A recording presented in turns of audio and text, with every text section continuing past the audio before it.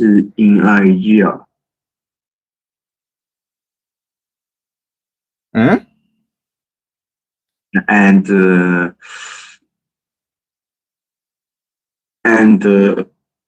usually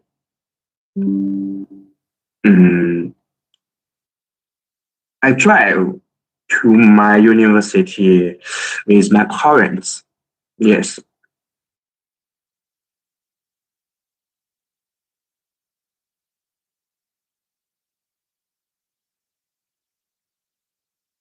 Yeah. So you say, how do you usually travel to university? So you might say, sometimes I might drive to university. Sometimes my parents might bring me to university. Maybe I take the subway, or maybe you live on campus. If you live on campus, then you do not have to travel.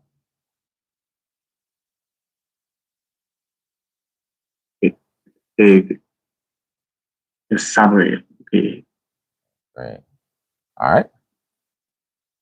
Please read. What time does your first classes usually begin?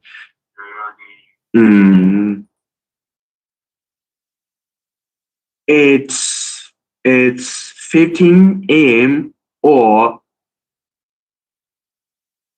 10:25 a.m.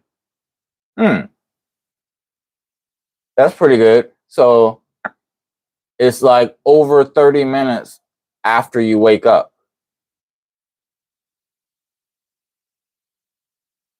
Yeah. Yes. Yeah. So.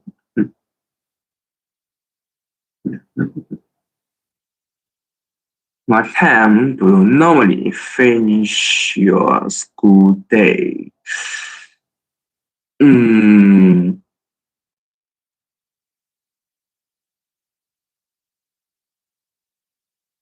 Yeah.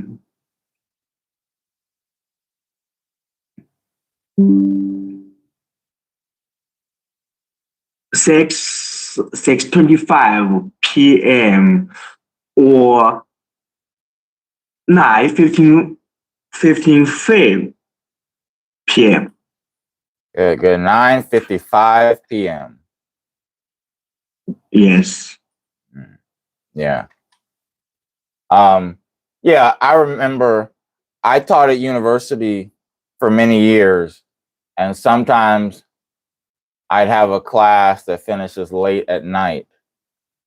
So that's an interesting schedule, because as a university, you might have morning class, and then sometimes you might also have class really late at night.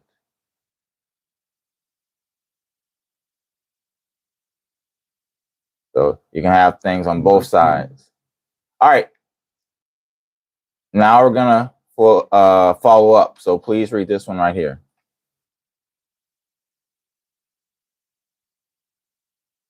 Are you usually energetic in the morning, or do you need time to wake up?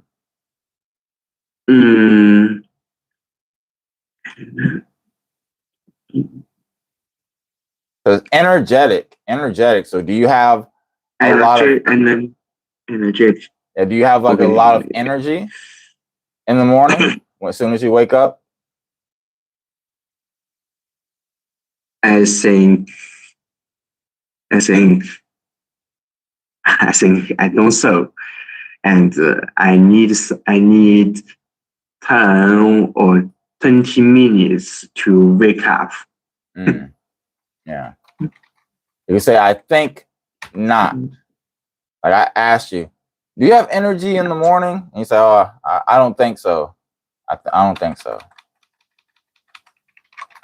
I don't think so. Yes. Yeah. I don't think so. Yeah.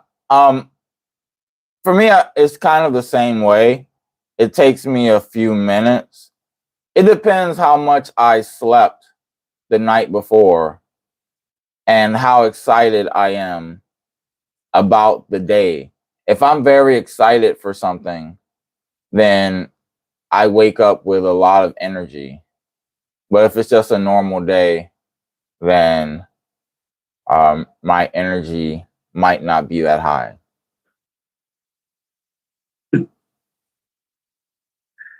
Okay. All right, got some vocabulary for you.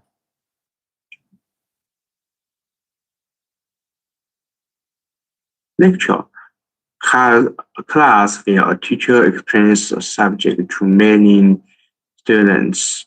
I have a literature lecture on Tuesday mornings. Great. Lecture. Lecture. Great. So they have a literature lecture on Tuesday morning. Literature lecture.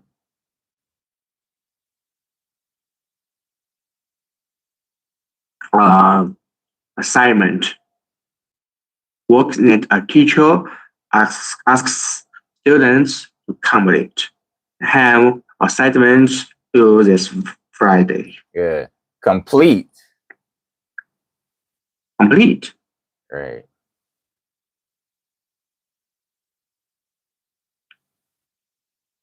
Deadline. The final time or dates when something must be finished. Example, the deadline for my essay is next Monday. Great. Deadline. Deadline. Great.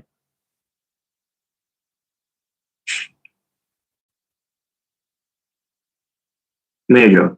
The main subject of university student studies. Example, my major is Chinese literature and language. Great. Chinese literature and language. Yes.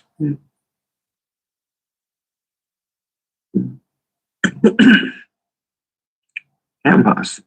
The building and land then belong to university. There are several cafes on my campus. Cafes. Cafes. Cafes. Excellent.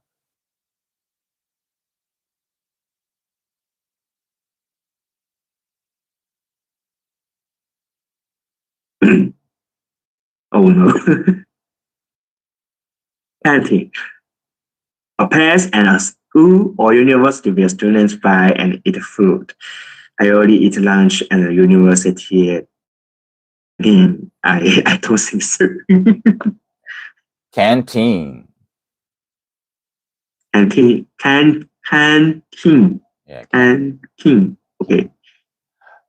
So canteen, that's kind of like maybe British English. In America, we might just say cafeteria.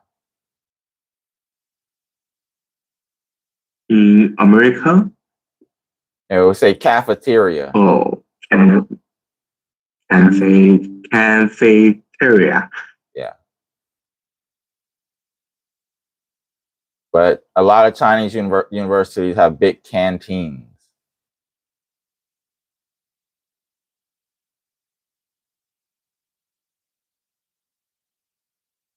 Dormitory. A building where university students live. Many students in the dormitory. Yeah.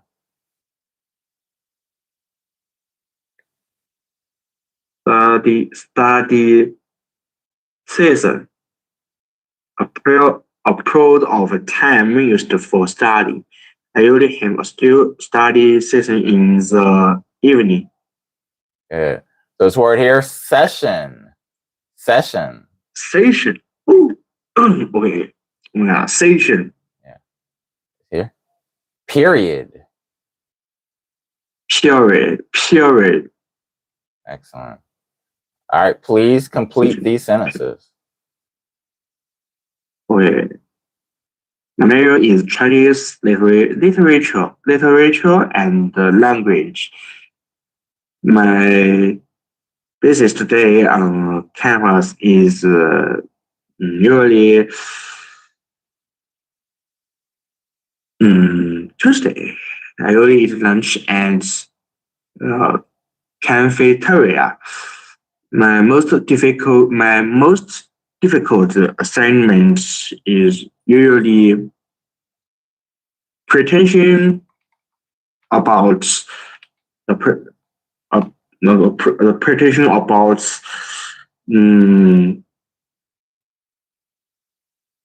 language, and in this petition we usually use English.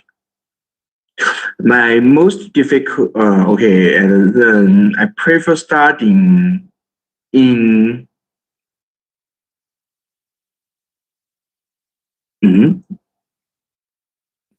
Like where? Like, do you like studying in the library? where? Never. Okay, yes, I prefer studying in a library because the library, there there are many students, and students are studying in the same time, and I can claim them and focus on my assignment. Good. Great. So for number 3, we would say I usually eat lunch at the cafeteria. The cafeteria. The cafeteria. Yeah. And what was your answer for number 4? Is usually the petition that asks us to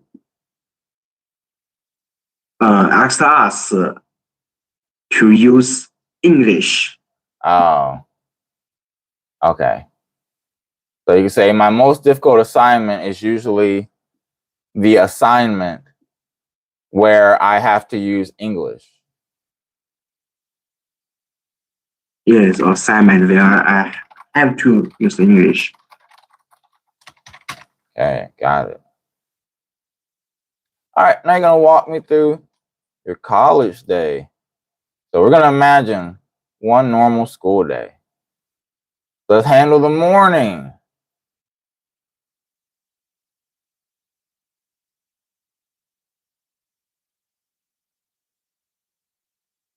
What time do you arrive at university? Oh,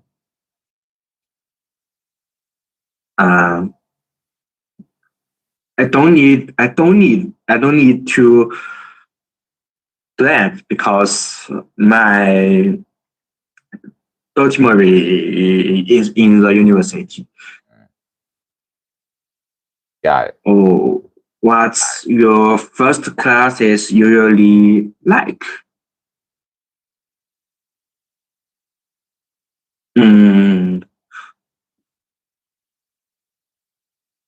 I think it's the modern Chinese, and the modern Chinese is my usually like the class as the first class because the teacher of this class is very interesting. Okay. So you would say Interesting. the first class is usually very interesting?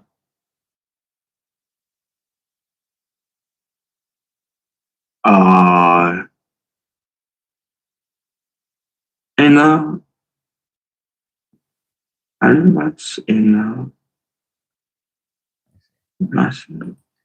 Usually is it's very interesting. Yes. Read number 4. Wait. Do you drink coffee? tea or anything else before class? Yes, I usually drink coffee, and in a day, I often drink 2 cups. Oh, drink 2 cups of coffee a day. Is it always in the morning? You always drink coffee in the morning? Yes, a first cup I drink in the morning, and the second cup I drink in the afternoon.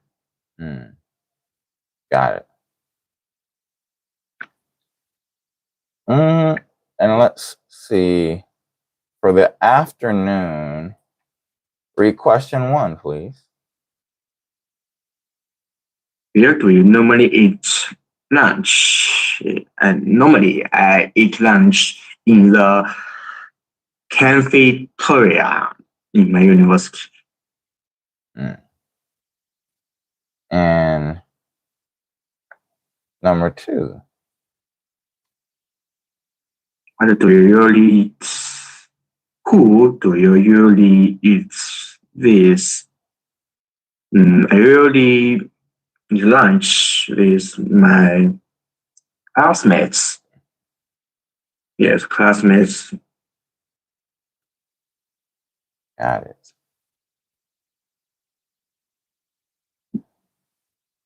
What do students normally talk about during lunch? We usually talk about the topic, including the class we take, and the food, the food that we eat this in this lunch, or some interesting stories and the thing happened in this world. So you talk about kind of like, you might say, real world events. Real world events, yes. Excellent. And number 5. When do you begin to feel tired? In the evening, especially 10 p.m., I will begin to feel tired. Yes, and so I want to sleep. Yeah. So we're going to pronounce it tired. Tired. Tired. Okay. I get the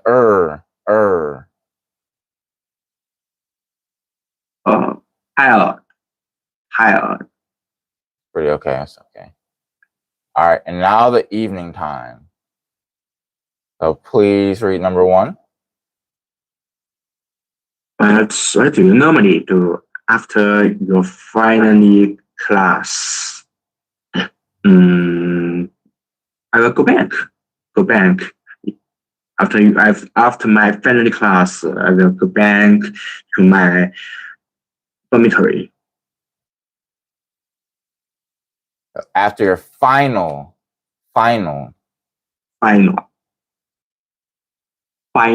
Okay, final. Great. Question 3, please. How much homework or reading do I have? Oh, there are many books that I have to read. And I think 10, I think I usually have to read 10 to 30 books in my season. You mean your semester?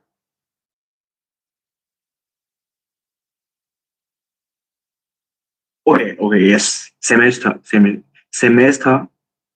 Okay, so every semester I need to read 10 to 30 books.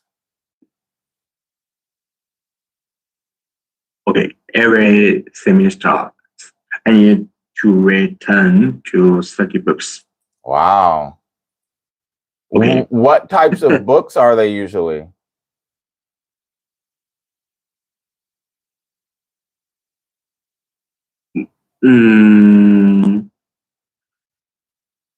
One times.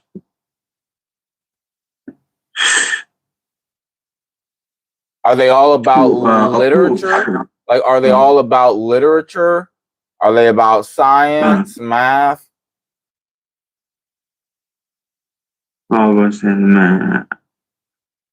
And the subjects of this is books is you usually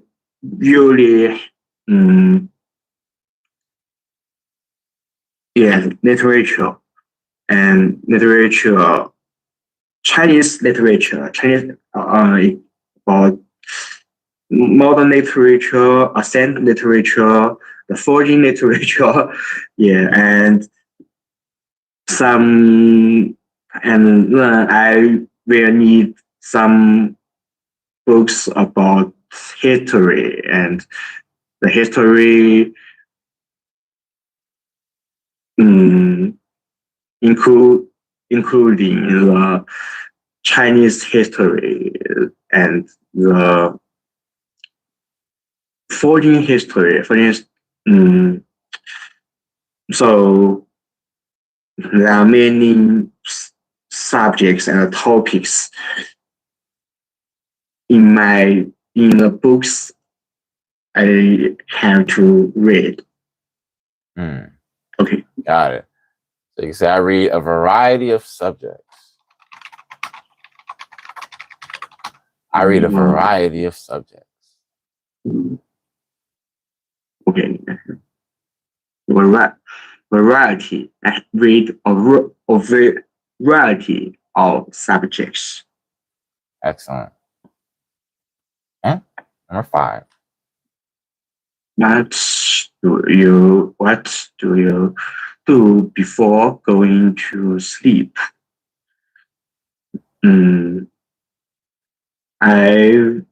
Before going to sleep, I usually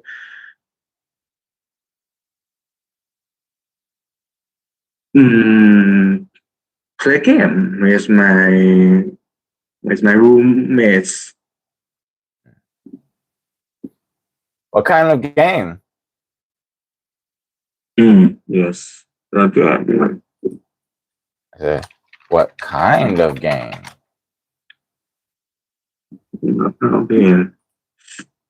FPS.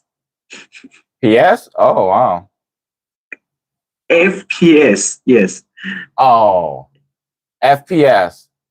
So FPS, we say first person shooter. Yes, first person shooter. Yeah, it's like where you're like playing and you can see like the game. Yeah, I love shooting games. All right. So these are some questions you're gonna answer with at least 2 sentences. How often do you spend time with classmates outside class? Mm,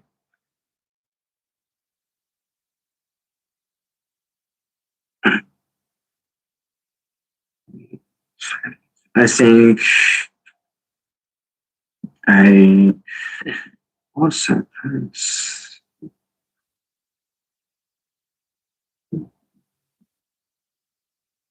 I think outside class I often take 3 to 5 hours with my classmates because if if I if I should to work to read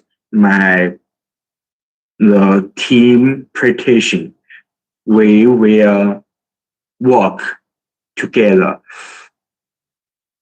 So yes, we will take 3 to 5 hours. Okay. Okay. Nice. Number 5. Do you belong to any clubs or students groups? Yes, I belong to the Sichuan University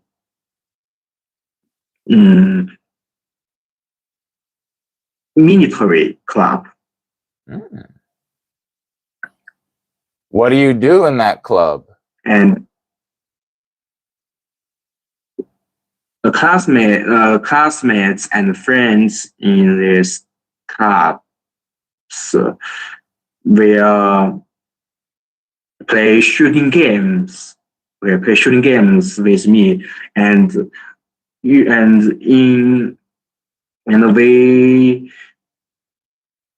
will fight. We will fight by the fake guns. Okay, and they still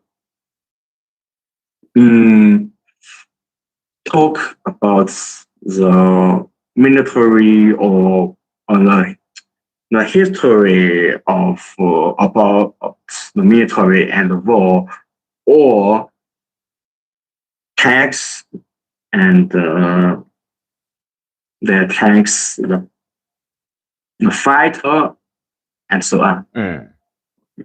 Got it. That's interesting. Yeah, we don't. Yeah, I mean, there might be some military organizations. Basically, in America, if you join military organization, I think you would. They would try to recruit you. They want to recruit you. It means make you join the army, the military. Yeah.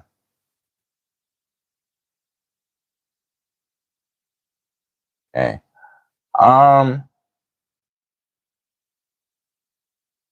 Question 2.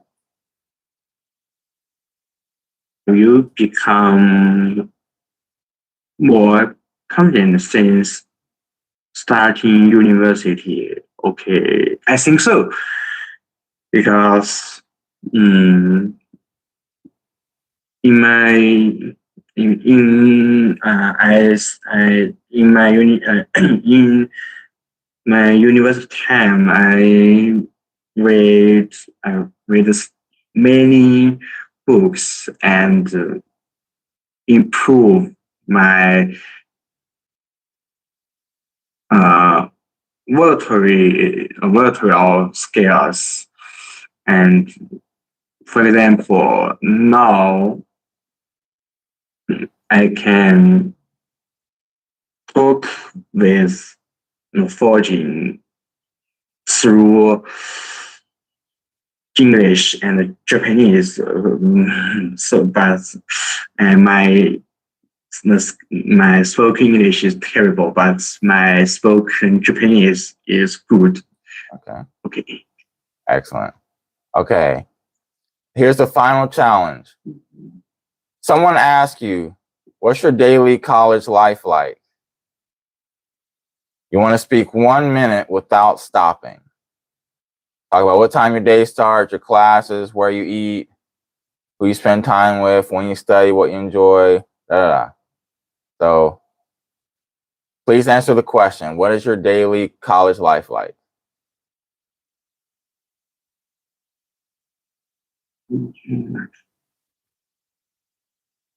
Okay. So I will talk about a day in my college life.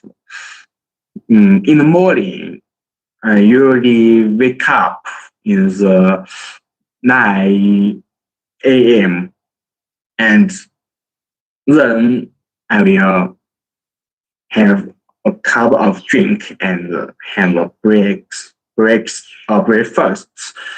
Then I will go to I will go to the classrooms because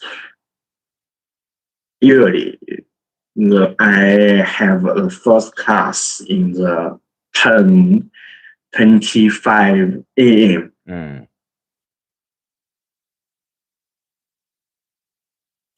After the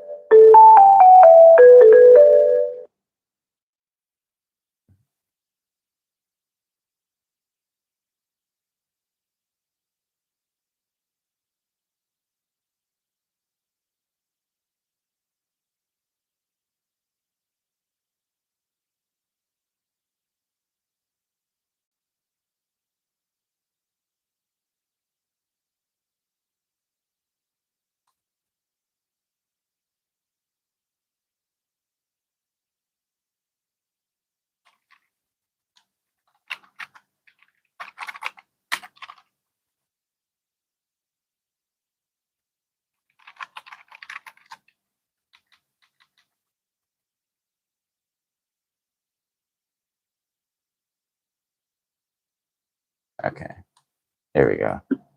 All right. Okay. How about let's start it over one more time. Start over. So I'm going to ask you, what's your daily college life like? I want you to talk for 1 minute straight. Okay. So in the morning, I wake up. I usually wake up in the 9 a.m. Then I will drink a cup of coffee and have breakfast. Then I will take my first class in the 10:25 a.m. After the morning class, I will go to the cafeteria in my university with my classmates and maybe talk about a variety of real world events. After lunch, I will take the first class in the afternoon, and it's usually in 1:15 p.m. After the afternoon class, I will take a few take a rest a few minutes because in the evening I still take my class in in 7:25 p.m. and in 9:55 p.m. I will finish all classes and then I will feel tired. So usually I go back to my dormitory. In my dormitory, will I will play shooting games with my classmates or friends in the Sichuan University military club, and maybe in 20 p.m. I will go sleep, and this is my daily day in the daily college day. Okay. Excellent, excellent. That's pretty good. That's pretty good. You have most things correct. Actually, it might be just a little bit more I want to do. Okay. What do you think about number one? You're going to read it and tell me true or false. Morning classes are better than after classes. I don't think so. It's false. And because yes, I don't have enough energy to take some morning classes. Okay. So you prefer afternoon classes. Yeah, I understand that. Okay. Think. All right, this is a final question. Final question. So, number three. But what habits has college forced you to improve? I think if we can call learning English is habits, I think the college and my some classmates forced me to improve my English skills. Okay, okay. So when you say habit, like habit might be I have to go to sleep at the same time every night, or I have to not play with my phone in class, or I have to when I'm studying, I need to not play video games or something. I need to focus more. So habit is something you would do regular. Like I have to do it to help me. So for me, college, it helped me get better at planning my day and making a schedule. That's what I learned in college, how to like make a schedule every day.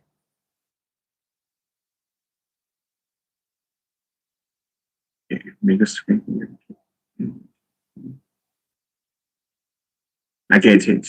Okay.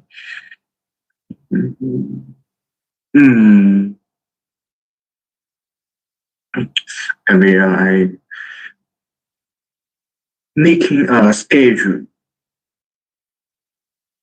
as habit. Okay. Um,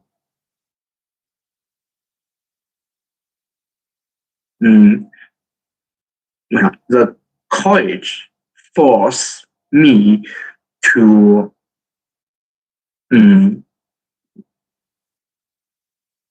to have habits that I make I learn how to make a schedule. Yeah, good. Yep, that's a good habit to have. Making a schedule and sticking to it. Sticking to it. Yeah. Okay, skills. That means if I say I'm going to do something, I do it. So you stick to it. Increase. Okay. Yeah. Excellent. All right. Great job. Great job. All right. So I'm going to message you over WeChat. I'll message you a little bit later. But great job. Thanks. All right. See ya. See you. Okay. Woo. Another successful class in the books.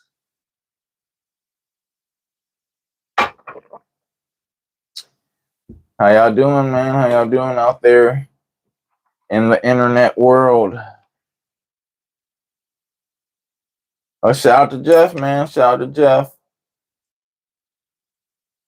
Jeff says, flight looking pretty dapper today. Thanks, man. I saw this necktie in my closet. I've given, like during certain live streams, I've given like a look into my closet. A rare look into the Flight Madness wardrobe.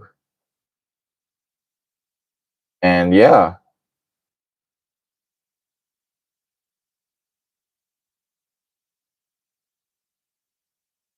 It's not often I give people a look into the wardrobe.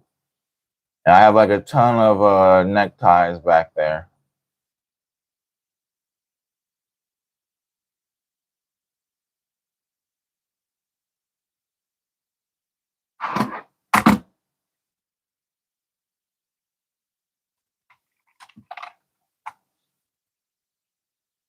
A ton of neckties, hundreds that I've collected over the years.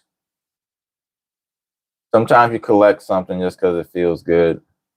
So for me, even though I don't wear most of my neckties, I've got so many. You know, they're special to me. So some people collect cars. I collect neckties.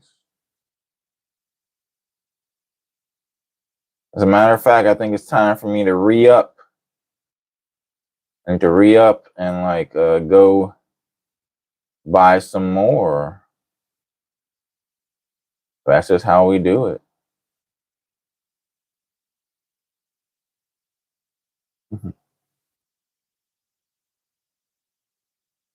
I was kind of thinking about getting some coffee.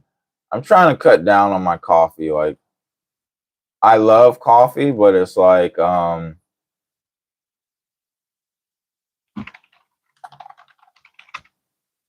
I love coffee, but it messes up my daily sleep schedule. And for me, I recently adjusted my sleep schedule, so I have like a pretty long nap in the afternoons.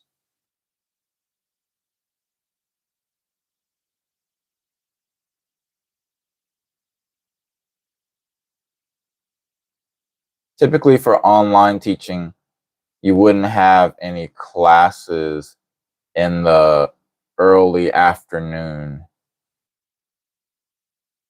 unless it's the weekend. Like, okay, if it's Saturday and Sunday, yeah, sure. Saturday and Sunday, you can have classes basically anytime. But if it's like Monday to Friday, you probably won't have online classes like from 12 to 5 p.m. I don't think so. Evening time, yeah.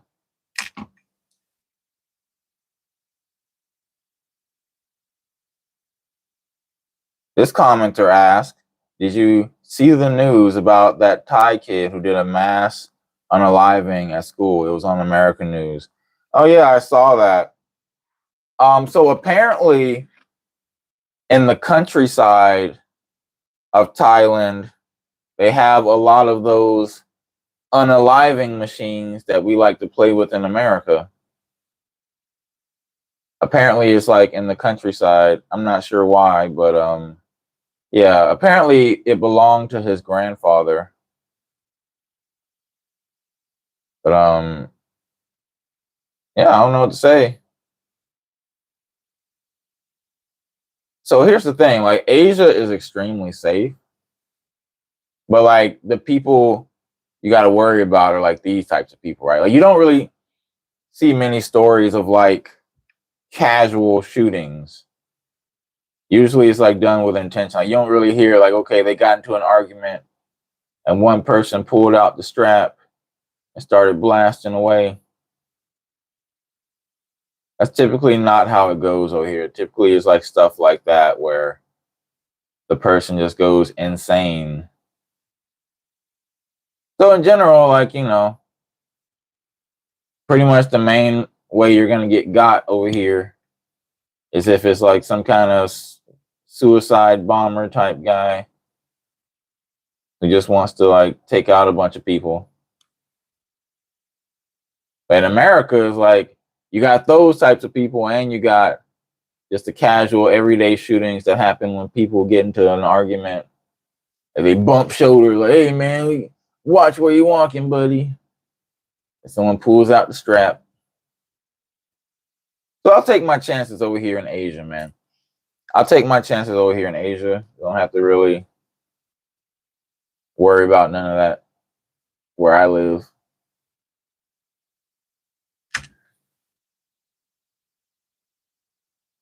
The interesting thing though is like there are Chinese people who are like Chinese people get caught doing like a lot of illegal stuff overseas. Or in I'll say in Thailand, but yeah, overseas, like they get caught. Like I just saw a story like a week ago, like some Chinese person. They were like a gun smuggler or something. Like they're smuggling grenades, all kind of crazy ammunition, like suicide vests. Like, what the hell are you doing, buddy? But he got busted by the police and basically got life in prison. Like, where are you even taking all this stuff? Like, here's one thing you guys don't know. Like in China, pretty much the only people who have guns are like the rich people.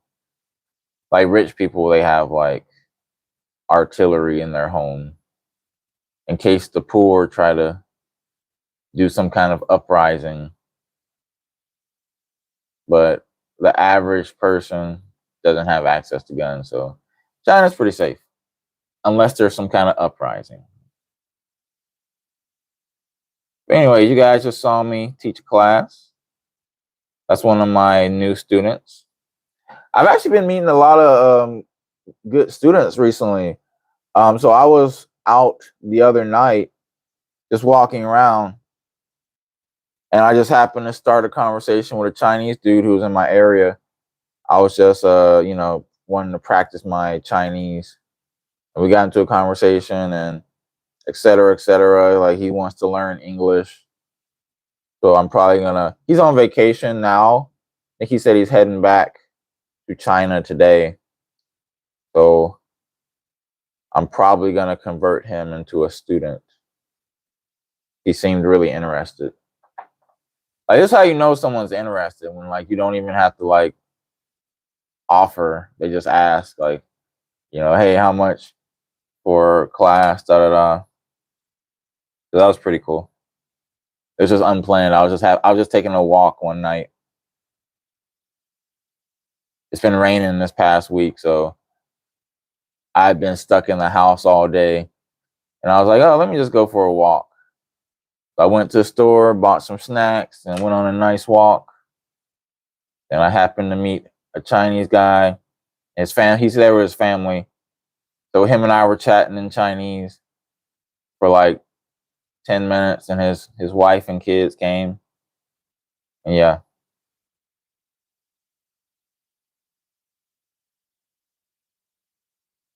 That's how it goes, man. Sometimes you attract things. You attract opportunity.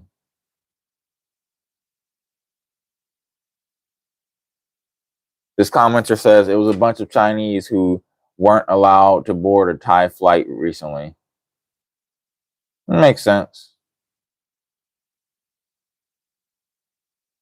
Yeah, man. A lot of crazy stuff happens overseas, but I'll take this craziness over American craziness. Like I've been saying in recent videos, every country has trade-offs. Every country and every part of the world has trade-offs. It's up to you to decide the trade-offs you're willing to deal with. So I'll take these trade-offs over the trade-offs I was dealing with America. So, all right. So if some of you guys see the title of this live stream, right? I say English teaching is the Launchpad to overseas life. So what's a Launchpad?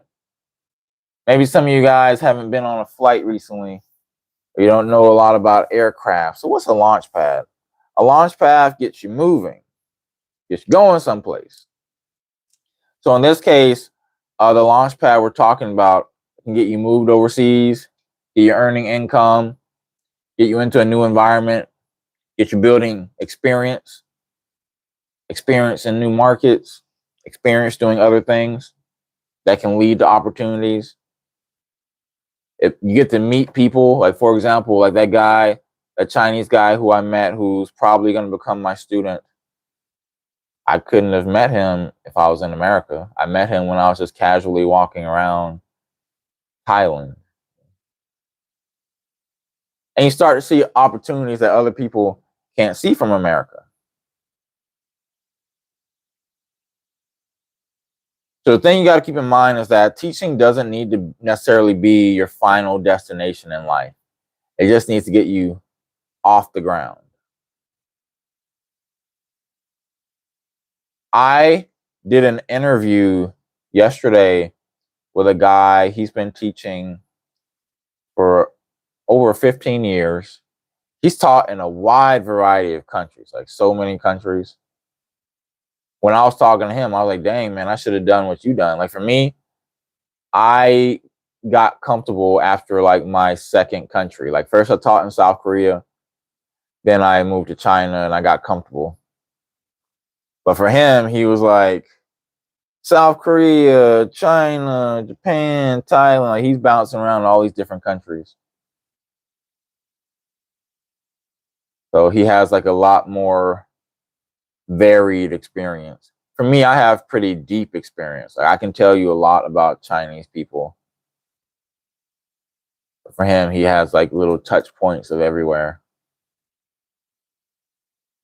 But there's trade-offs that come with that too, right? He was talking about like, even though he did something really cool, like he like traveled to a lot of different countries for teaching, he was like, oh, I wish I stayed in one country for longer rather than like bouncing from country to country. And that might be the opposite of what you guys might imagine someone would say, right? Like a lot of us might automatically assume that going to more countries is better, but actually maybe having deeper experiences in one or two countries is better than having superficial experiences in a bunch of countries. Maybe having deeper experiences.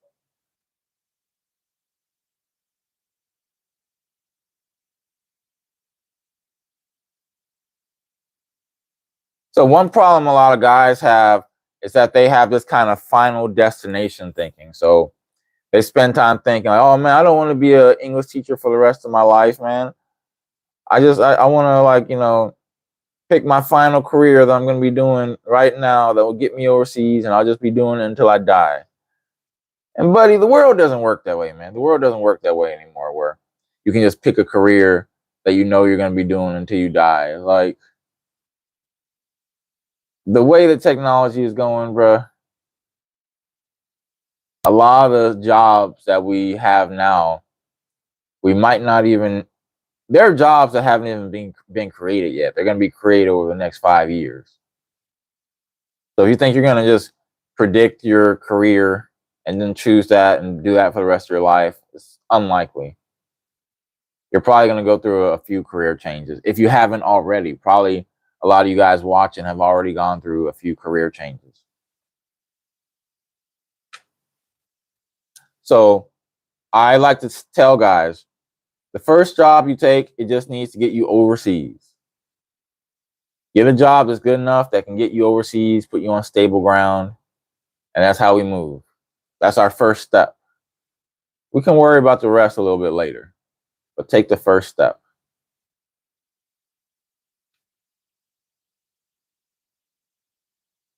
So basically, your first job needs to give you income, stability, access to that new country, some experience that you can build on.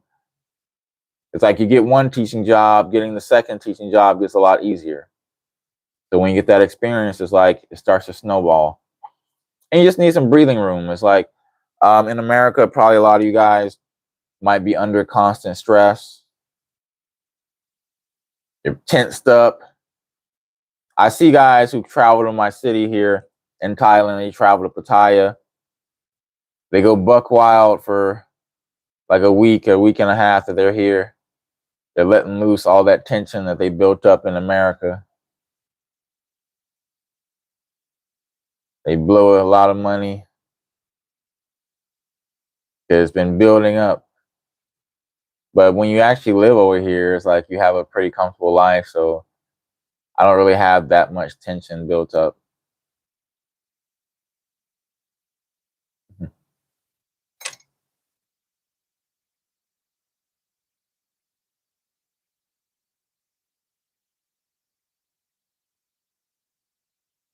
So for you guys watching, I got like 16 people watching me.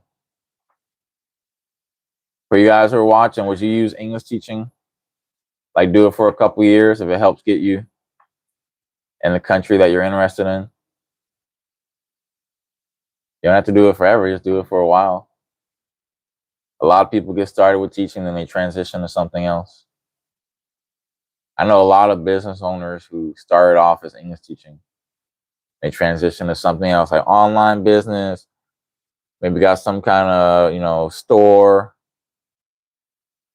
maybe investing. I know a guy who was teaching for a while in Japan. Now he does trading here.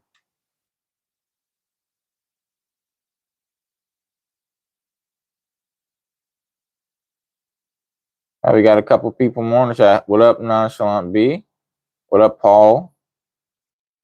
Paul and I have a training session scheduled for tomorrow? Yeah, tomorrow. Looking forward to that.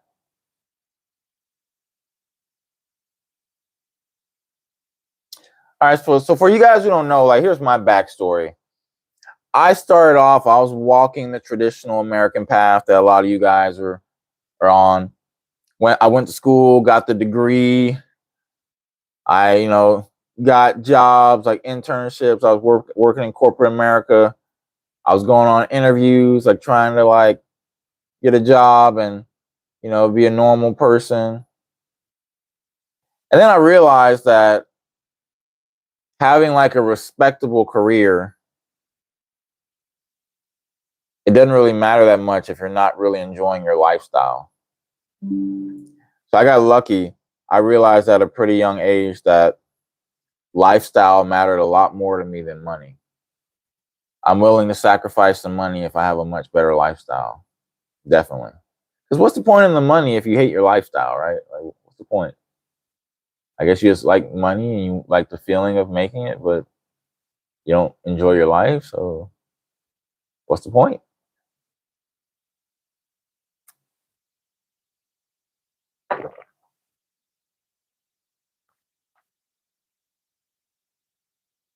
So I discovered English teaching, and the first country I went to was South Korea.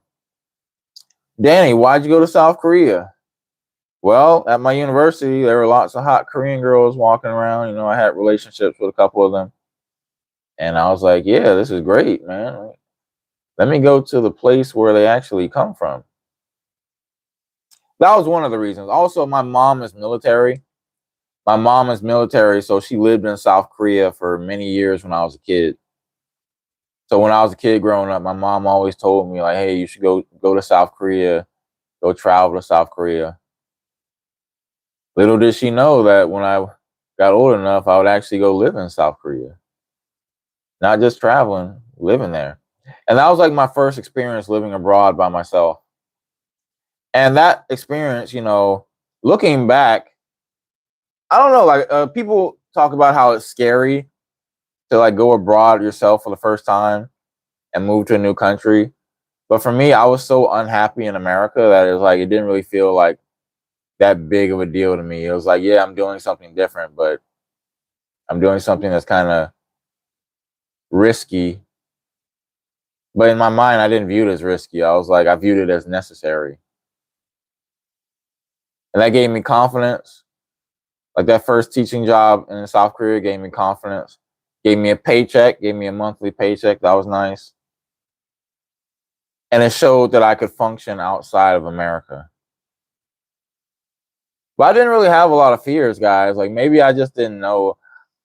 For me, I struggled a lot in school. Not struggled, but it was like not easy. Like my background is engineering. So I had to study a lot of math, science, computer stuff. So dealing with that, I got like a lot of confidence. I was like, man, if I can do this, I can do anything. If I can graduate with an engineering degree, like engineering, like so difficult. If I can do that, I can do anything. So for me, like moving abroad to teach English, it wasn't really a gigantic mountain to climb. As soon as I graduated from engineering, I was like, man, if I did this, I can do anything. But yeah, I liked South Korea, but it wasn't the perfect fit for me. There were other options that I wanted to try out. And that goes to show you guys, like the first country you go to, it doesn't have to be your forever destination. It just needs to be a starting point. Get you overseas. And from there, you might pivot to a different country.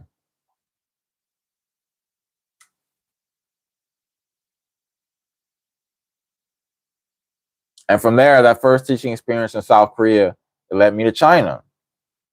I had a friend from university. He was teaching in China. And, he helped me get a job at the college he was working at. And yeah, it was really great.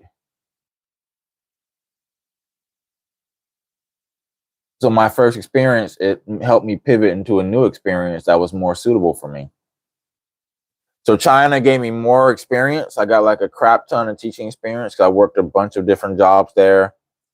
It gave me even more confidence about living abroad because like I left America, I moved to one country, then I left that country, moved to another country.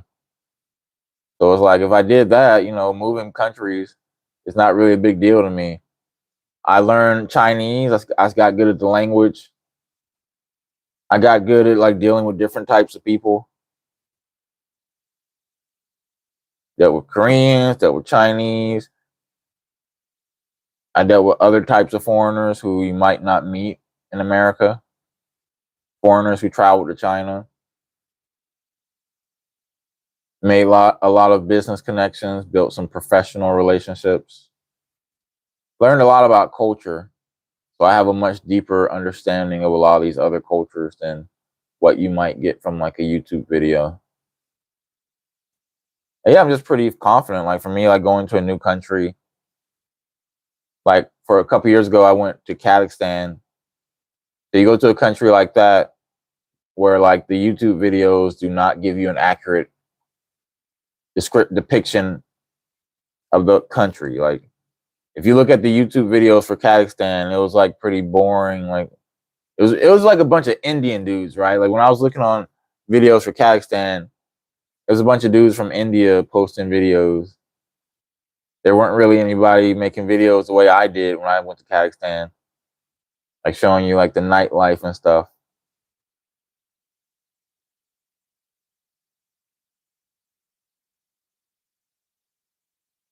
And yeah, basically I got a lot of opportunities that I never could have planned for from America. Some of you guys are trying to plan for your overseas life from America, but you don't realize that you're going to see a lot of opportunities you never would have expected once you actually get overseas. Definitely. Basically, every person I've spoken to who's been living overseas for an extended period of time, like who's actually like based over here with no plans going back to America, each one of those types of people tells me like, I never could have imagined all the opportunities I've gotten. Like back when I was in America, I never could have guessed. Every person says that.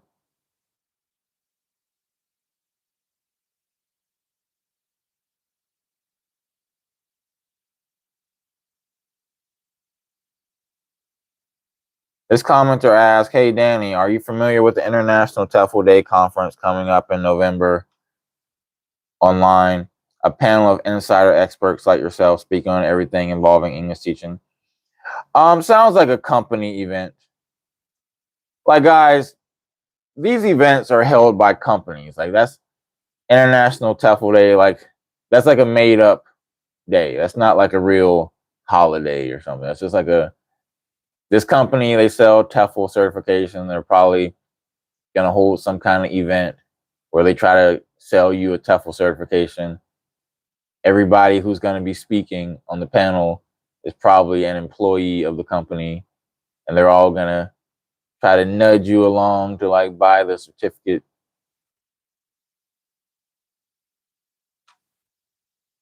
If I had to guess, that seems likely what it is.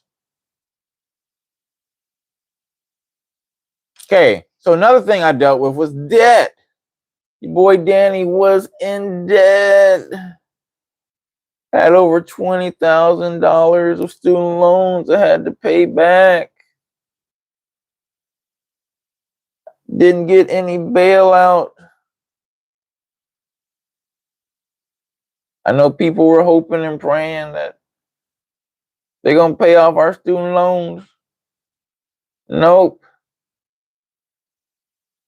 But a lot of people, because they have debt, they might have the feeling like, hey, man, I shouldn't leave America. Like, I need to be debt free. The problem is that paying off debt in America is difficult because there's always more expenses popping up. It's hard to lower your expenses in America. So we got this thing called geographic arbitrage. Geographic arbitrage. Geographic arbitrage is when you take your skills and abilities that you have in your country or whatever your location, and you take them to another place where you get maximum value for them, or you get at least more value. And yeah, that's what I did with English teaching. So with English teaching, it depends on your job, and it also depends on how much money you want to make. But typically your cost of living is going to be a lot lower than your income. And that difference right there is how you can pay off debt and live a more comfortable life than you could in America. So I did an interview with one of my clients, Wesley. He's like the first guy who I ever helped with English teaching, and he moved to Thailand. So we did an interview on my channel. And yeah, he was talking about how even though in America he made more money, he wasn't really, saving anything or able to pay off anything. So, and that's pretty common.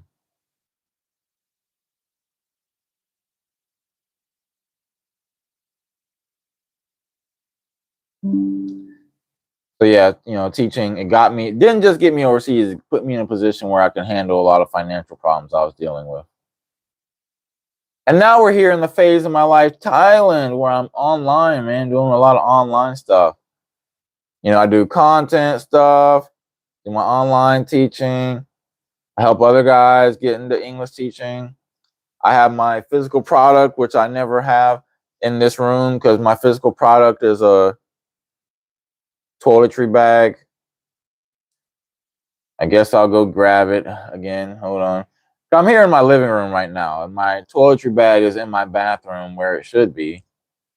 So I never just have it here. Just throw it at you guys. Hold on a second.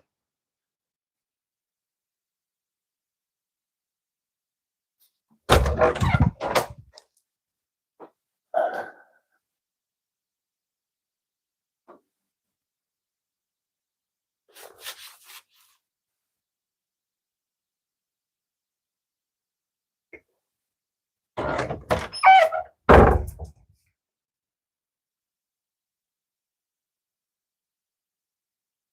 right.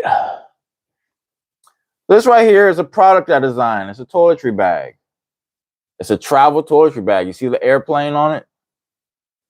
So this is an example of a side hustle that you can build overseas. A side hustle. So there's many opportunities overseas. So for example, the guy I interviewed yesterday, he wants to get into import export. And he was also talking about doing like vintage clothing. Like vintage clothing really excites him. So that's something he wants to pursue. And yeah, like there are a lot of different side hustles and avenues you can pursue overseas.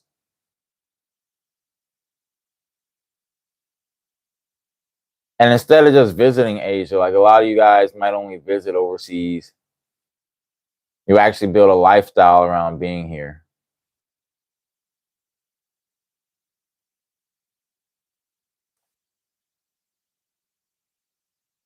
By the way, if you're watching this and you're thinking like, hey man, like help me understand English teaching, bro. Like give me some ideas about it. Like, can you provide me some information that gives me an overview? An overview of English teaching? Yes, I can. Download my free Quickstart English Teaching Guide. I'll throw it in the chat for you guys. It's a free guide.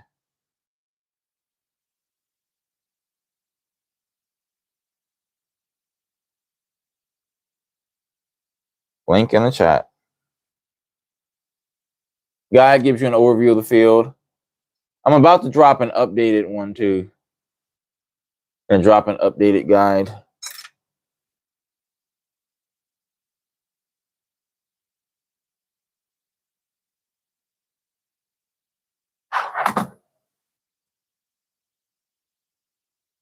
Make a note to myself.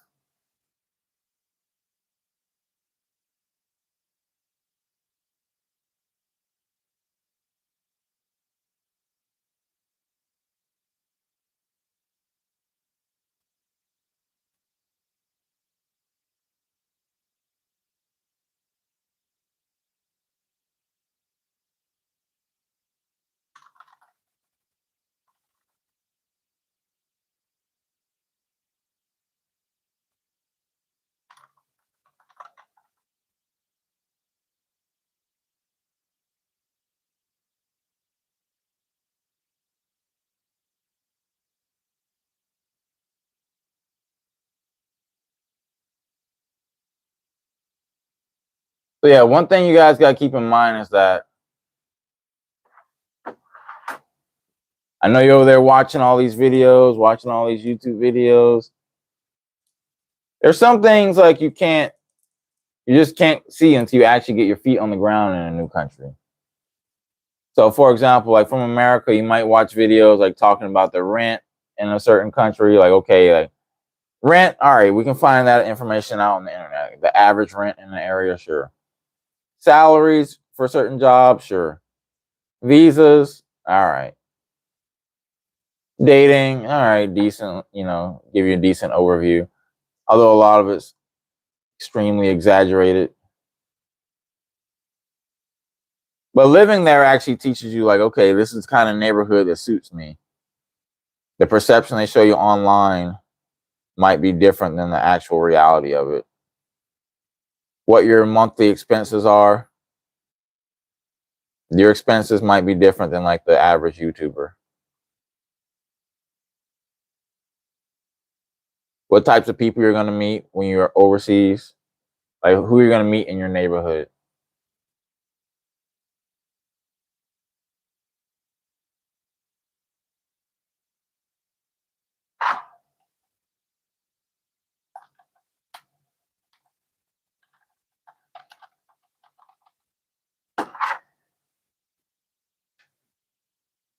Whether you like the culture or not, there's actually, my experience traveling to like I'm not going to drop the name of the country, but I'm just going to say there was one country that, if you look on YouTube, they tell you it's such an amazing place, but they don't mention all the trade-offs. So I watched so many YouTube videos of that country, and then when I actually got there, it's like, I think I can do better. You might notice some more business opportunities when you get on the ground. You might see how your personality changes. Like the person I am now, I feel so much more freedom to be who I want to be. I don't have anybody holding me back. Like nobody knows me, right? Like the good thing about being overseas, nobody knows you, so you can kind of reinvent yourself. You can reinvent yourself, be the person you always wanted to be.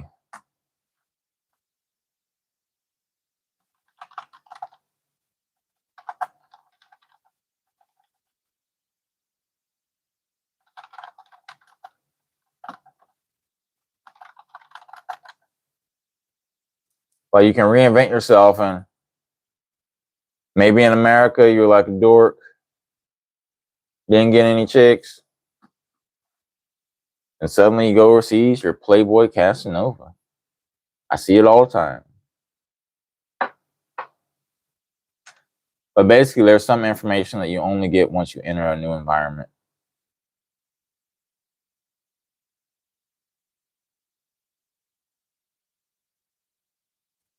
So for you guys watching, man, are you going to keep spending the next few years trying to research from America, or are you going to actually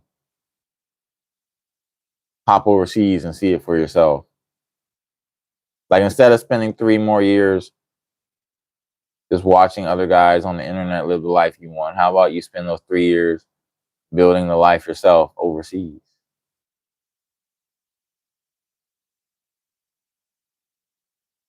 Now, in terms of, so for me, I typically recommend English teaching. For the vast majority of American men, it's the fastest way to get overseas, making consistent income. No other method compares. And yeah, like some other opportunities you might find once you get overseas, you might build up your own student list. Like you got your own private students who come to your class to learn from you. Like, for example, you might have your normal job, your daily job, and then you might have your own private students who, they come to you for class. You make money on the side, right? Actually, for a large percentage, a lot of teachers make I don't want to say the majority, but a huge percentage of their income comes from like private students. So outside of their normal job. Like they got their normal job that gives them a paycheck every month. Then after that, they got their own students on the side. That's one other opportunity you probably wouldn't find from America. Like for example, I just met that guy. I'll probably convert him to like an online student. One thing a lot of people like to do, like get into content creation. I mean, the world loves content, so you start making content. You can do that. You can share your experiences, your stories, whatever kind of stuff you want to do. Like I've talked to one dude. Actually, there's a lot of different content you can make.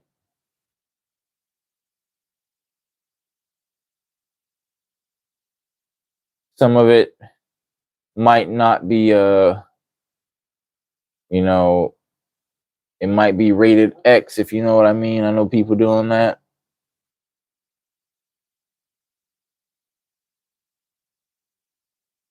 For me, I'm a big fan of learning language. So getting overseas, like I learned language skills. That's really, really good. Like trying to learn a language outside of a country that you're not in is a lot more difficult. And yeah, you start seeing business opportunities. So for example, you start seeing like other problems that people have when they come to that country, like other foreigners that have problems. So you can probably solve that problem for them. And yeah, you can do a lot of networking. Probably some of the biggest changes that are going to come in your life are from people you meet. Like you meet somebody and it changes your life. That's typically how it works. So maybe for me, I'm changing your life. I hope.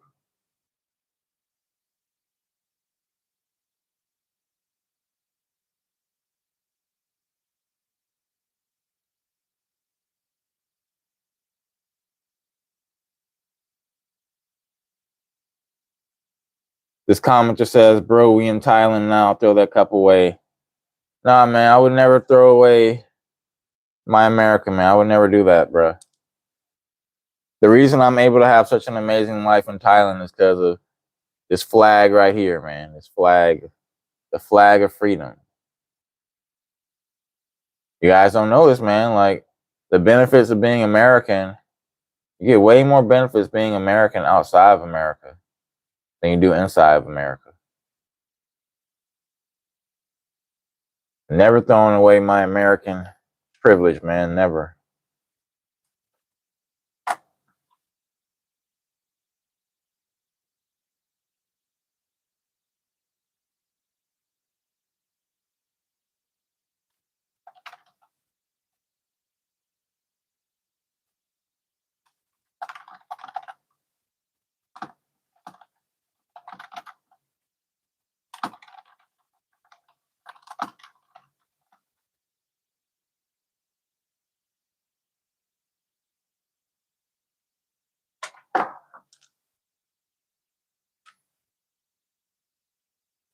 Nonchalant B, I think for you, because you're like a student, you have a legitimate excuse to like not take action because you can say, okay, I'm about to finish school. But the closer you get to graduation, like I was already preparing to teach English my last semester of university. I was starting to get ready. Basically, for me, I learned about English teaching definitely less than a year. It took me less than a year from like when I learned about it to when I actually went and did it. Maybe 10 months. Maybe less than that. I started taking action on it really quickly. Maybe like only like 8 months. I had to finish school. But yeah. Well, a lot of us Americans were very focused on status, right? We're very focused on like, you know, oh, I have a professional degree. Like, why should I teach English? I work in tech. I'm an engineer. I make good money. English teaching is a downgrade. But you got to ask yourself, man, like, what are you optimizing for? Like, are you optimizing for some kind of status job title, or are you optimizing for a better life? So you might have an impressive salary, you know, a nice title. You might be living in an expensive city. But, you know, what else? You might have very little time, very little free time, a lifestyle you don't like.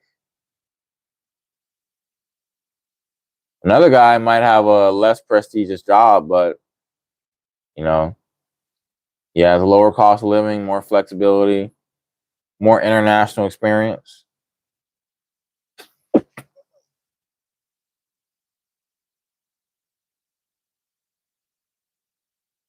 It's up to you to decide which one matters more to you. And you can have both eventually. Like, for example, you can build your income up overseas.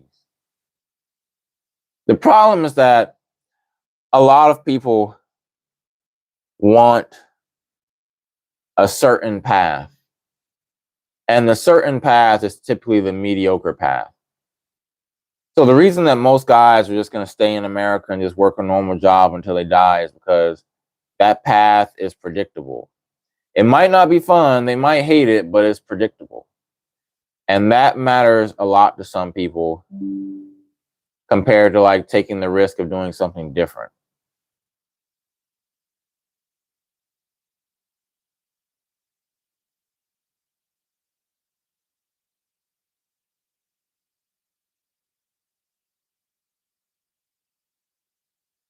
Yeah, so some people, the predictability of misery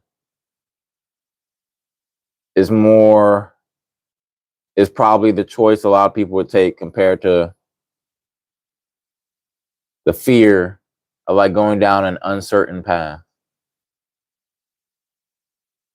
And that's just how it is. Like most people are just gonna follow the crowd, die a life where they didn't really do much.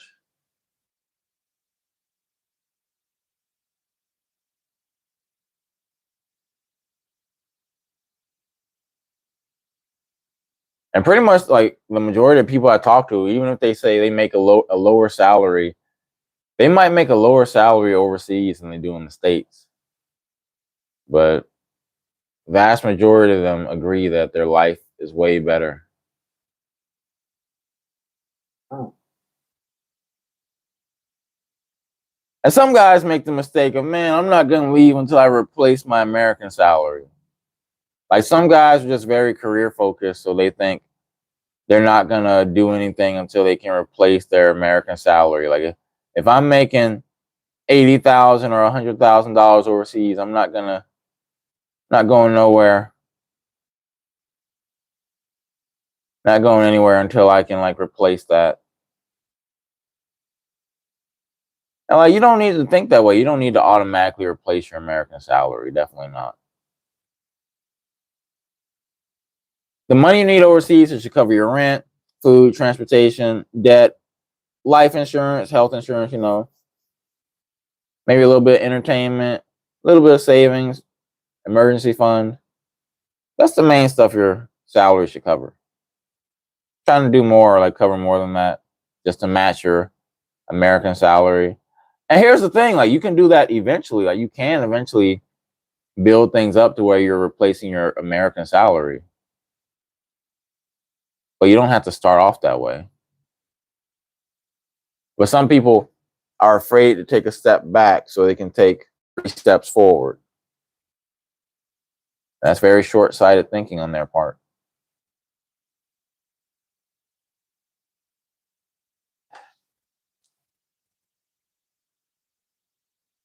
And different cities have different things that can give you, right? So for example, when I first went overseas, when I first came to China, I was in a small town.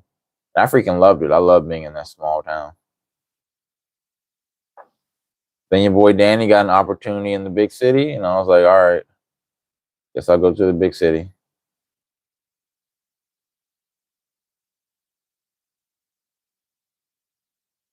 So Bangkok is different than like smaller Thai cities.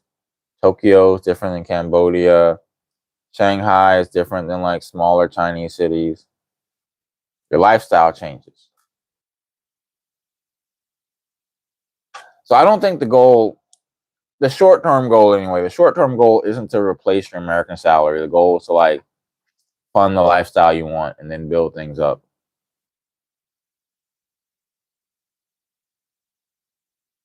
So because I can't just prescribe everybody like one single path, right? It depends on you and your situation. I know a lot of people just want there to be like one answer for everything, but there's not just one answer for everything. Sometimes you need things mapped out to your particular situation. So I offer a free 15-minute Get Overseas strategy call. You can schedule a call with me. We chat for 15 minutes about your situation, what things are working for you, how we can work things out for you to get you an overseas lifestyle you want. So let me throw a link at you guys in the chat.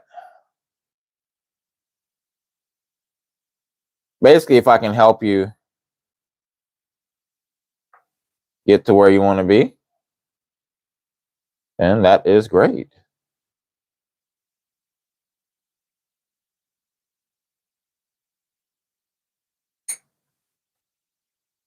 If I can help you get overseas and it fits you, sure. But English teaching, like pretty much, if it doesn't fit you, if it doesn't fit your goals, I'm not gonna try to like, offer you any English teaching services. Like only if it's like a good match for you am I gonna offer it. But pretty much, like honestly, it fits so many guys. I can't think of any types of people, like unless you're just like a person I don't like personally. Like there are some guys who like try to work with me and I reject them, right? Like there's some guys who try to offer me money and I turn down their money because I know they're going to be a pain in the neck to deal with. There's certain types of people who like you don't want to take their money because the money they pay you is you're gonna have to give up a lot of blood for that money they want to pay you.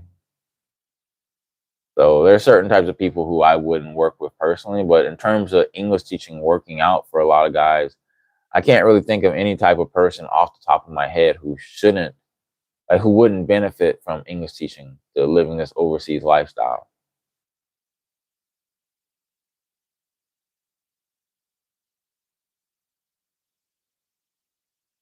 This commenter says, thinking outside the box, the norm doesn't register with most people. Yeah, that's why it's outside the box, right? Like most people think this way, inside the box, and here you are outside the box. So you're going to naturally be different than a lot of these other people. Do you know guys making six figures overseas? Yes, definitely. And look, not even just overseas, like, I mean, not even just from teaching. So I know guys making six figures just from teaching. So for example, the guy who I interviewed yesterday, I interviewed a guy yesterday who's been living overseas teaching for over 15 years. He's been to a lot of different countries. And he taught in Saudi Arabia. And basically in that part of the world, like the Middle East, making really high salaries is pretty, it's the norm there. Like if you get a job over there, like six figures tax-free. And also I know other guys who are just like business owners. Like I know guys who started off as English teachers and like they start some kind of online business or something. They start some kind of business that makes them a lot of money.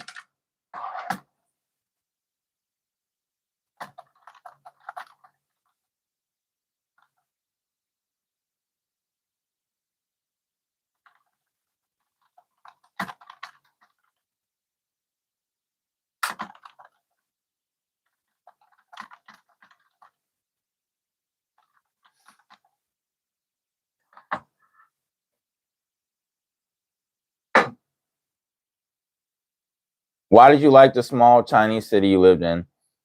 I think I just really liked China. So like when I first got there, you know, it was like when you like a country, it was peaceful. The people there were very friendly. The food was really good. Low cost of living. Chill life. It was just a really good experience. I had status too. I had status as like one of the only foreigners on campus. It's like, you know, you get treated like a cool guy.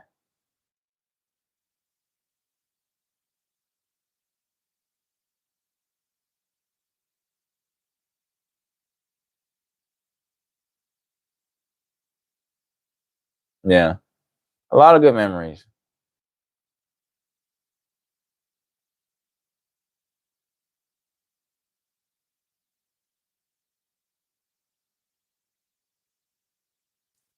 Do Chinese apartments have American style wall outlets?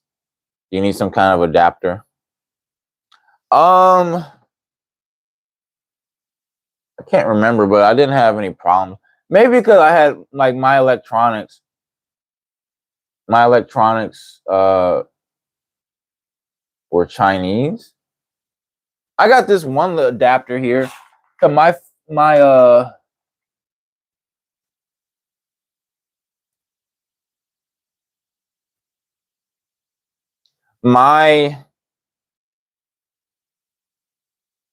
my computer is Chinese. So I got this adapter here so I can use it in Thailand. Here's what a Chinese thing looks like. You see what it looks like? Yeah.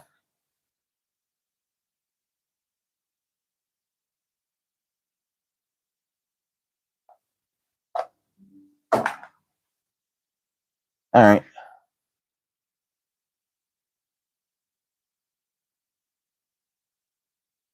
So, talking about when you should stay in teaching. When?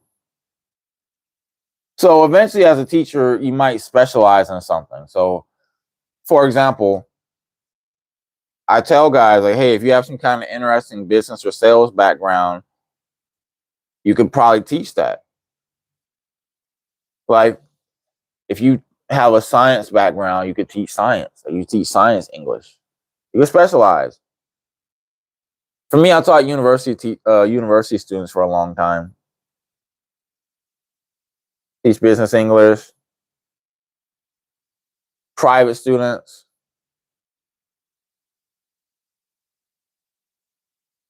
You could sell courses.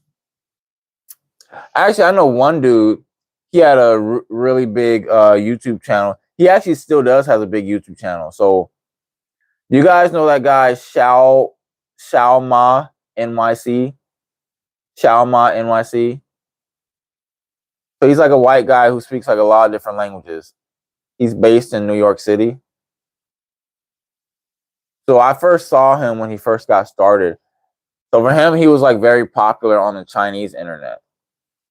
I think he started off being way more popular in the Chinese internet. He speaks Chinese and he's like a pretty entertaining foreigner.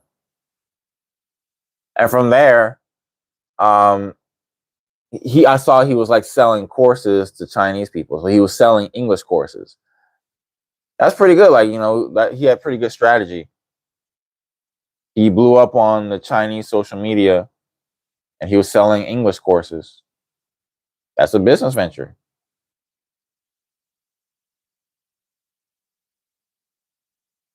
There's some people who even take it further. Like they open up their own school. They open up their own training school.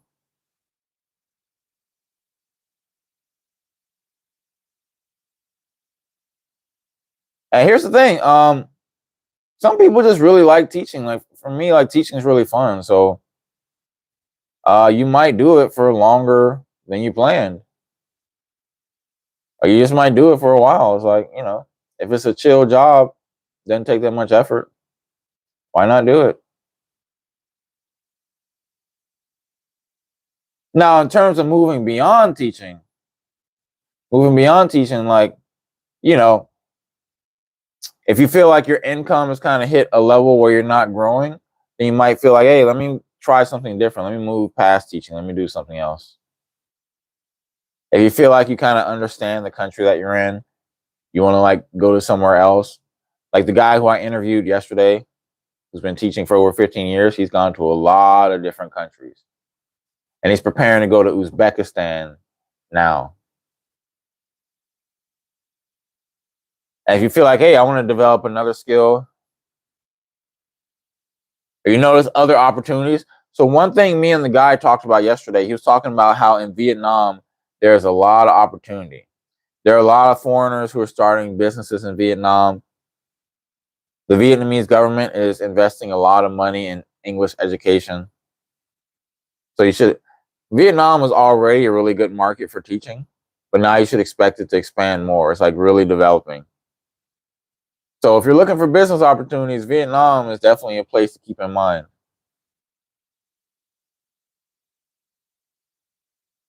And yeah, maybe you just are in a different season of your life. Like you don't have to do one thing forever.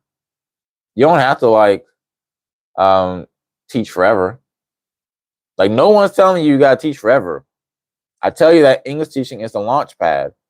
English teaching is the launch pad to overseas life.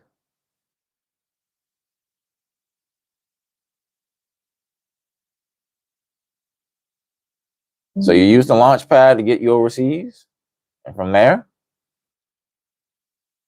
you can do whatever you want. But you know, use it as the stepping stone, man. It's the stepping stone to get you off the ground.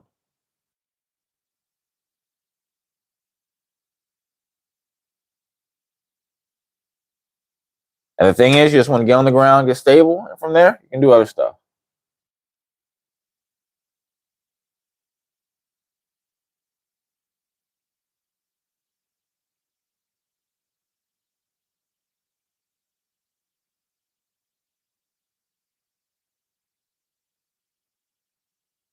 Yeah, I normally stream around this time. I started streaming like an hour and 40 minutes ago. Vietnam's at the top of your list. Good, good. I like to exit the USA within the next 30, 90 days. Is that really doable? Yeah, definitely. That's actually the time frame I tell guys, like from 30 to 90 days, you can be overseas making money from teaching. Or you can even be in America making money from teaching. Like right now, like you're in America, you can start now. You can start teaching right now. If you get my secrets for teaching.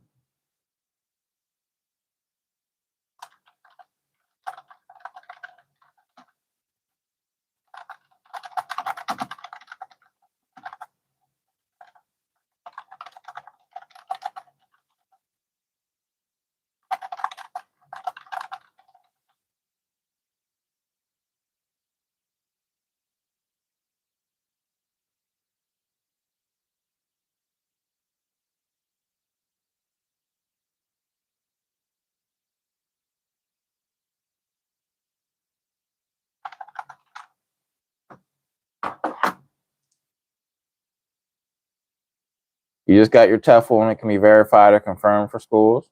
Cool.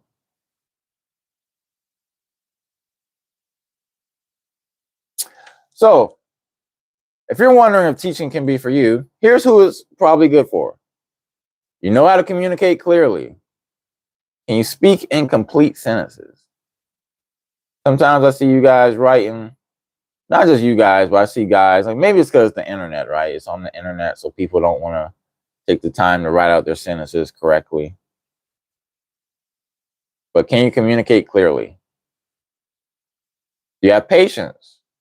Sometimes you might have students who they take a while to learn. Like, do you have patience to teach them?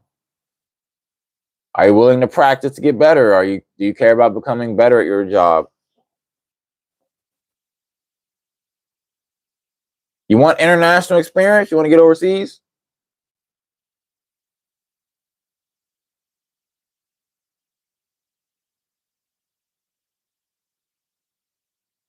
You like talking to people? Be a good teacher, you got to talk to your students.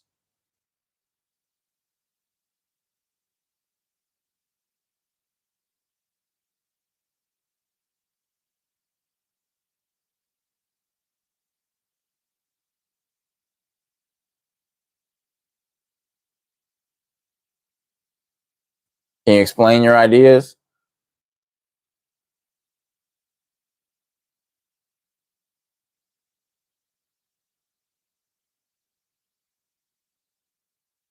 If you have a degree or formal education, that can help you. It can help you.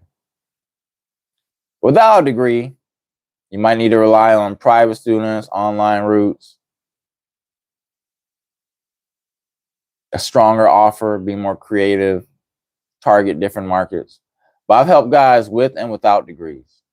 Actually, I just dropped a video on my channel. You can teach without a degree.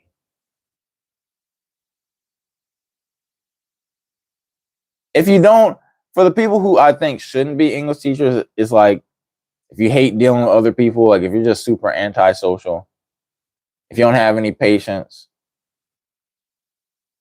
if you just want instant, like if you don't have any patience to like build your life overseas, you're just like, Danny, I want your life like that. If I can't have your life immediately with no work, then I'm just going to stay miserable in America. Like if you're that kind of guy, then just stay miserable in America, bro. There's nothing I can do for you.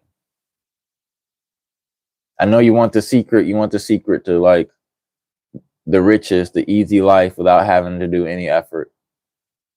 But I'm not going to sell you that kind of snake oil, man. Like, one of the temptations that you're going to have in life, if you're like selling something, you're going to realize that a lot of people just want the easy answer. But they want to take the pill, right? Give me the pill that solves all my problems, that helps me lose weight. I don't have to like focus on diet, at building healthy habits. Just sell me the pill. Sell me the easy solution. You're going to see that a lot of people have that tendency. That's what they want. And you could manipulate that tendency, but for me, I don't want to do that. I don't like lying. I don't want to deceive you into thinking like, do I think that this is straightforward? Like, do I think that English teaching is pretty straightforward? And with the proper training, you can get into it? Yes. Is it effortless? No. But, you know, you want to live an effortless life and just live a life without using your brain. If you don't use your brain, you just follow everybody else. It doesn't really take that much effort.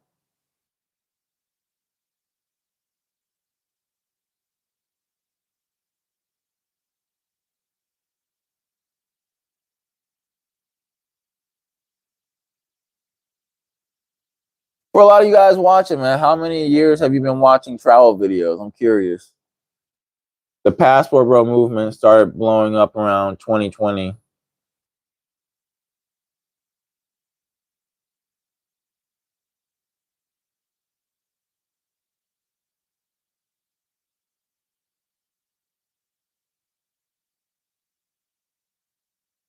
You want to spend another year watching videos, or you want to actually get over here, man?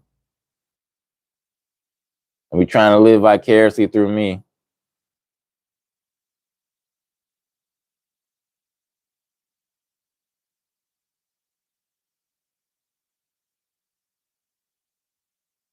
What's stopping you from moving right now, man? What's stopping you guys? Is there anything stopping you?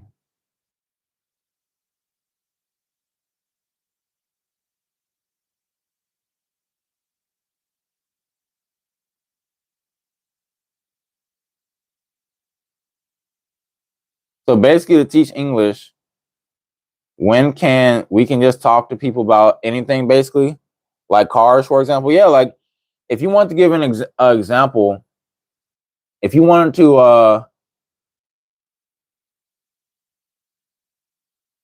to teach a class about cars, you could do it. Like give a lesson about cars. I don't know if you'd spend an entire year teaching about cars, but if you wanted to do that, you probably could find some students. Like there are some people who really love cars and they would be happy to learn about cars like every day. You could do that. This commenter says, I do have a lot of debt and I ain't going to lie. That does scare me to possibly leave America without a lot of cash reserves because I'm drowning right now in living expenses. It's up to you, man, but like you might need to take a loss for a couple months or something so you can get a win, you know? Like get overseas, lower your cost of living, and from there, handle things like, get some motion going. You said geo arbitrage. Actually, Austin Holloman is in Thailand right now. Him and I are probably gonna link up in the next few days. Austin's cool. I've been watching expat and nomad travel videos for a few years already. I saw some of your videos a couple years ago. Fear of the unknown and other expats saying you better have some savings before leaving the USA. Yeah, I mean, I think it's good to have savings, but have enough to like have an action plan. Basically, have an action plan. But if you're trying to plan for every contingency, like say I need to have a year of savings saved up, like I need to have a year of emergency funds. I think that's overkill. It's hard to build a year of emergency funds in America if your expenses are really high.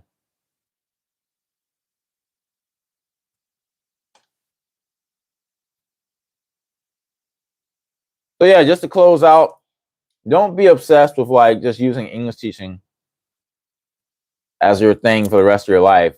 Use it as your stepping stone. Use it to help you get off the ground. Can it give you income? Can it get you into another country? Can it help you build experience? That's what matters. And I'll throw my free guides in the chat for you.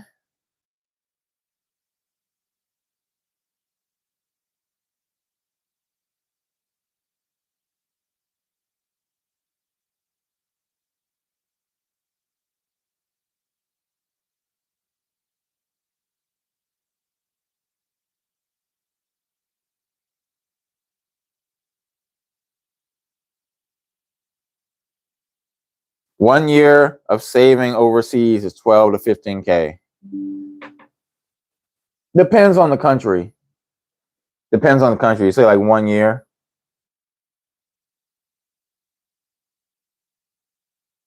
The hardest part of having savings, but actually 12 to 15K definitely for countries like Vietnam, Cambodia, and certain parts of Thailand. Yeah. This commenter says the hardest part of having savings when you're in debt is already that it's hard to get ahead. Your living expenses increasing every month. Yep. Debt is a vicious cycle.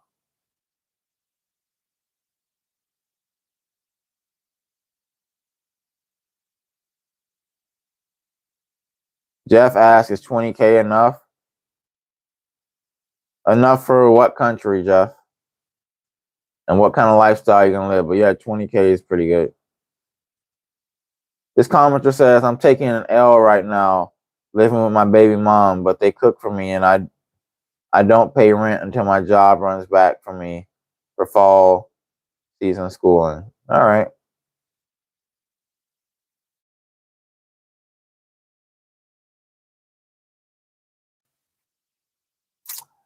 But yeah, guys, good live stream, man. I'm called today, man. It's pretty good.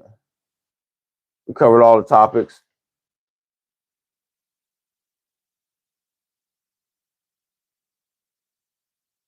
English teaching is your launch pad, man. It's your launch pad overseas life.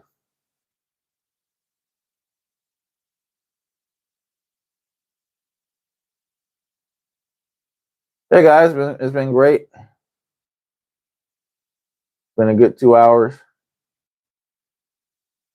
So hopefully this talk was motivating for you guys. Hopefully it got you taking action. It filled in some of the gaps of your knowledge. If you want more advice, hit me up. I threw my links in the chat. Don't say I never gave you nothing for free. Got off your free 15 minutes, buddy. And I also just spent today answering some questions for you. So, but yeah, guys, good talk. Hopefully you guys enjoy the rest of your night.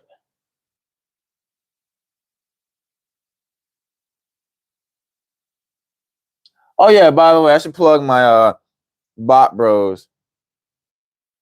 I just put like a bunch of videos in my members only area on this channel called the Baht Bros Club. So hit the join button under this video, sign up for my members only area. Sign up for my members only, you get all kind of exclusive content. I got all kind of videos back there. All kind of videos back there so you can see behind the flight madness. You get to see all kind of options. But hit the join button on this video, sign up for the Baht Bros Club. I suggest you sign up on at least the mid tier, the Bot Daddy tier, because I have all kind of videos you can see, a lot of live streams, etc. I wasn't able to see that new video on members only. Which video are you talking about, Jeff? I just dropped a new video a couple days ago. It was like 23 minutes long.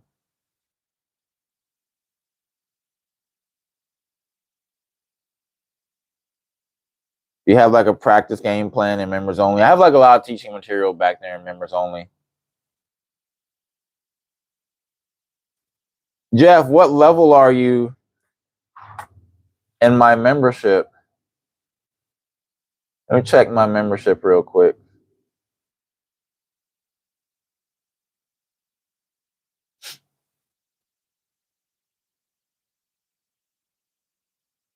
The video is available.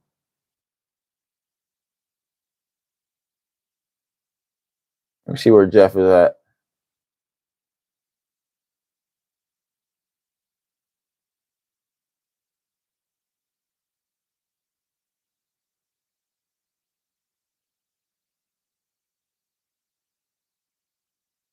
Yeah, Jeff, you're on the wrong tier. Jeff, you're on the Bot Baller tier. You need to get on the Bot Daddy tier. So right now you're on like the small tier. Just hop up to the mid tier. It's only like an extra $5. Right now, you're on the tier where you get my live streams and you get like early access to videos. But the mid tier, the Bot Daddy tier, is where you get access to a bunch of other videos. Yep. All right, guys. Good talking with you. See ya.